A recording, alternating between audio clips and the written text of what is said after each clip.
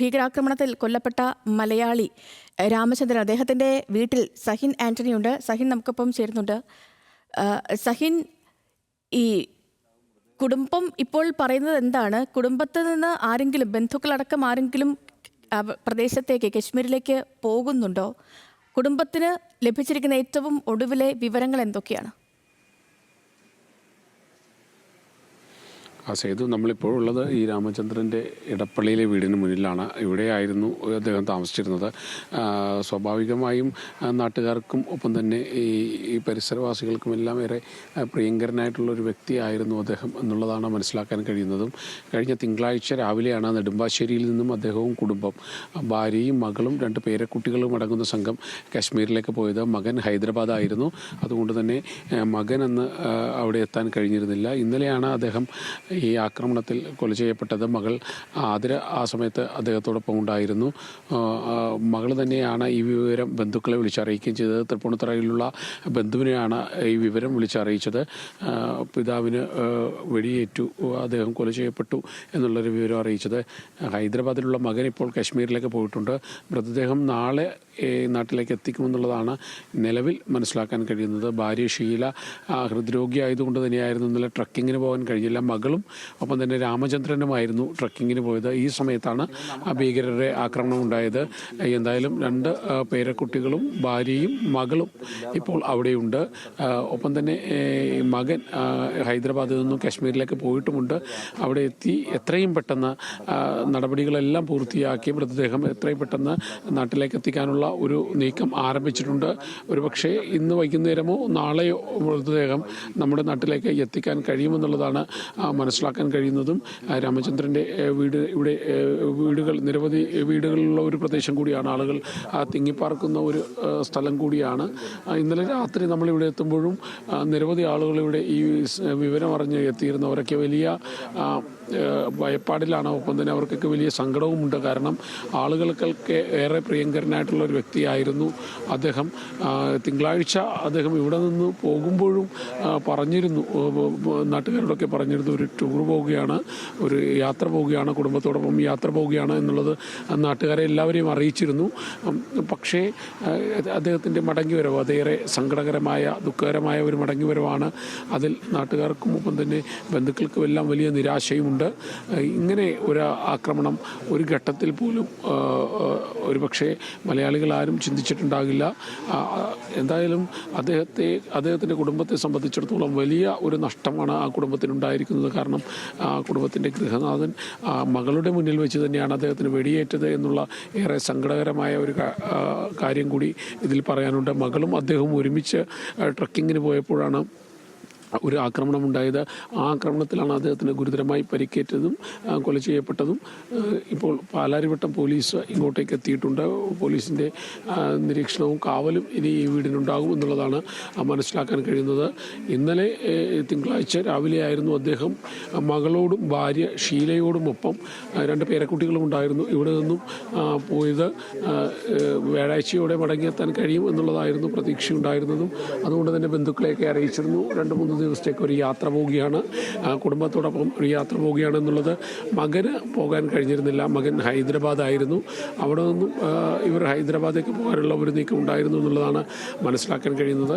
എന്തായാലും ഈ കൊല ചെയ്യപ്പെട്ട ശേഷം, ഇദ്ദേഹം വെടിയേറ്റ് കൊല ചെയ്യപ്പെട്ട ശേഷം ഈ വിവരം കുടുംബത്തെ ബന്ധുക്കളെ വിളിച്ചറിയിക്കുന്നത് ഈ അദ്ദേഹത്തിൻ്റെ മകൾ തന്നെയാണ്. അതിന് തന്നെയാണ് ബന്ധുക്കളെ വിളിച്ചറിയിക്കുന്നത്. പിതാവിന് ഇങ്ങനെ ഭീകരാക്രമണത്തിൽ വെടിയേറ്റു, അദ്ദേഹം കൊല ചെയ്യപ്പെട്ടു എന്നുള്ളൊരു കാര്യം. മാത്രമല്ല മകൻ ഇന്നലെ തന്നെ അങ്ങോട്ടേക്ക് പുറപ്പെട്ടിട്ടുമുണ്ട്. ഹൈദരാബാദിൽ നിന്നും കാശ്മീരിലേക്ക് പുറപ്പെട്ടിട്ടുമുണ്ട്. നീരാഞ്ജനം മങ്ങാട്ടാണ്, ഇതാണ് അദ്ദേഹത്തിൻ്റെ വീട്ടുപേര്. ഇവിടെയായിരുന്നു അദ്ദേഹം താമസിച്ചിരുന്നത്. രാമചന്ദ്രൻ താമസിച്ചിരുന്നത്, അദ്ദേഹം കുടുംബത്തോടൊപ്പം താമസിച്ചിരുന്ന ഇടം കൂടിയാണ്. ഈ ബന്ധുക്കളും ഒപ്പം തന്നെ പരിസരവാസികളും എല്ലാവരും തന്നെ ഇന്നലെ രാത്രി ഇങ്ങോട്ടേക്ക് എത്തിയിരുന്നു. അവരെല്ലാം വലിയ സങ്കടത്തിലാണ്. അവരെ സംബന്ധിച്ചിടത്തോളം ഒരിക്കലും കേൾക്കാൻ പാടില്ലാത്ത ഒരു വാർത്തയാണ് ഈ നാട്ടുകാരെ സംബന്ധിച്ചിടത്തോളം കേട്ടിരിക്കുന്നത്. ഈ പരിസരവാസികളായിട്ടുള്ള ആളുകളൊക്കെ ഇങ്ങോട്ടേക്ക് എത്തുന്നുണ്ട് എന്നുള്ളതാണ് നമുക്ക് മനസ്സിലാക്കാൻ കഴിയുന്നതും. എന്തായാലും ഞാൻ നേരത്തെ സൂചിപ്പിച്ചതുപോലെ തന്നെ വലിയ രീതിയിലുള്ള സങ്കടകരമായ ഒരു വാർത്ത ഇന്ന് തീർച്ചയായും ഇതിൽ ഏറ്റവും സങ്കടകരം പറഞ്ഞതുപോലെ സ്വന്തം മകൾക്ക് മുന്നിൽ വെച്ചാണ് അദ്ദേഹത്തിന് ജീവൻ നഷ്ടപ്പെടുന്നത് എന്നുള്ളതാണ്. രാജ്യം തന്നെ നടുങ്ങിപ്പോയ ഭീകരാക്രമണമാണ്. അപ്പോൾ അതിലെ ഒരു മലയാളി സാന്നിധ്യം ആദ്യമൊക്കെ ഈ വാർത്തകൾ വരുന്ന സമയത്തും നമ്മൾ മറ്റ് സംസ്ഥാനക്കാരെല്ലാം അതിൽ ഉൾപ്പെട്ടിരുന്നു. ആ വാർത്തകളൊക്കെ നടുക്കത്തോടെ പറഞ്ഞു നിൽക്കുന്ന സമയത്താണ് അതിലൊരു മലയാളിയും ഉൾപ്പെട്ടിരിക്കുന്നു. ഇടപ്പള്ളി സ്വദേശിക്ക് ജീവൻ നഷ്ടപ്പെട്ട വിവരമൊക്കെ നമ്മൾ അറിയുന്നതും. ഇപ്പോൾ സഹിനി നിൽക്കുന്ന വീട്ടിൽ, അതായത് അദ്ദേഹത്തിൻ്റെ ഈ മാങ്ങാട് എന്ന് പറയുന്ന വീടിനുള്ളിൽ ആരെങ്കിലും ഉണ്ടോ? പ്രദേശവാസികളോ ബന്ധുക്കളോ ആരെങ്കിലും ഒക്കെ അവിടേക്ക് എത്തുന്നുണ്ടോ?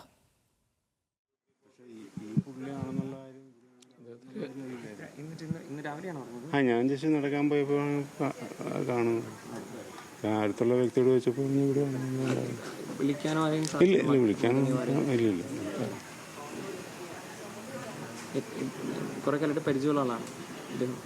ഞാൻ പറഞ്ഞില്ലേ, പരിചയം വെച്ചാൽ വൈഫിൻ്റെ റിലേറ്റീവായിട്ട് വരും. അപ്പം നമുക്ക് അധികം വളരെ പുള്ളിക്കാരന് പൊതുപ്രവർത്തനമൊക്കെ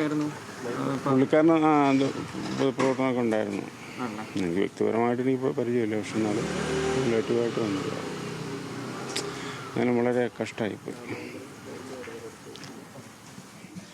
അതുതന്നെയാണ് ഈ ആളുകൾക്കൊക്കെ അറിയാവുന്ന ഒരു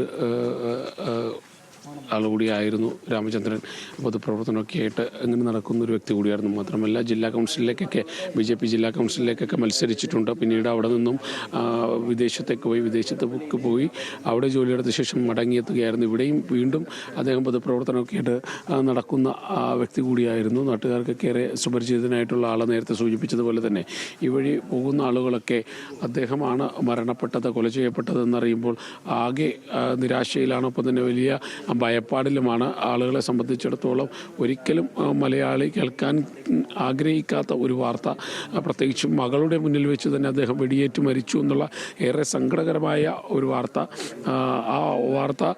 ആ വിവരം ഈ മകൾ തന്നെ പിന്നീട് ബന്ധുക്കളെ വിളിച്ചറിയിക്കേണ്ടതായും വന്നു.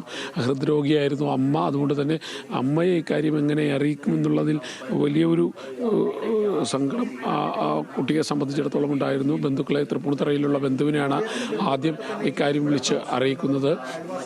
ഒപ്പം തന്നെ പിന്നീട് ഇത് ഭർത്താവിനെ വിളിച്ചറിയിക്കുകയായിരുന്നു. ഇദ്ദേഹത്തിൻ്റെ മകൻ ഹൈദരാബാദിൽ നിന്നും കശ്മീരിലേക്ക് പുറപ്പെട്ടിട്ടുണ്ട്.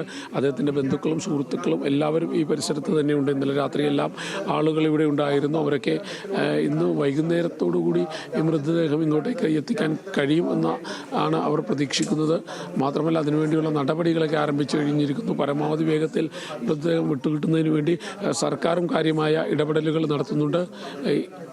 ഇദ്ദേഹം തിങ്കളാഴ്ച ഇവിടെ നിന്ന് പുറപ്പെടുമ്പോൾ ഈ പരിസരവാസികളോടൊക്കെ പറഞ്ഞിരുന്നു കുറച്ച് ദിവസത്തേക്ക് ടൂർ പോവുകയാണ്, ഒരു യാത്ര പോവുകയാണ് എന്ന് പരിസരവാസികളെയൊക്കെ അറിയിച്ചിരുന്നു. പിന്നീടാണ് ഇന്നലെ ഏറെ ഞെട്ടലോടുകൂടി അല്ലെങ്കിൽ ഏറെ ഭയപ്പെടുത്തുന്ന ഈ വാർത്ത പുറംലോകം അറിയുന്നതും. എന്തായാലും അദ്ദേഹത്തിൻ്റെ മൃതദേഹം ഇങ്ങോട്ടേക്ക് പരമാവധി വേഗത്തിൽ, എത്രയും വേഗത്തിൽ എത്തിക്കാനുള്ള നീക്കം തന്നെയാണ് ഇപ്പോൾ സർക്കാരിൻ്റെ ഭാഗത്തു നിന്നും നടക്കുന്നത്.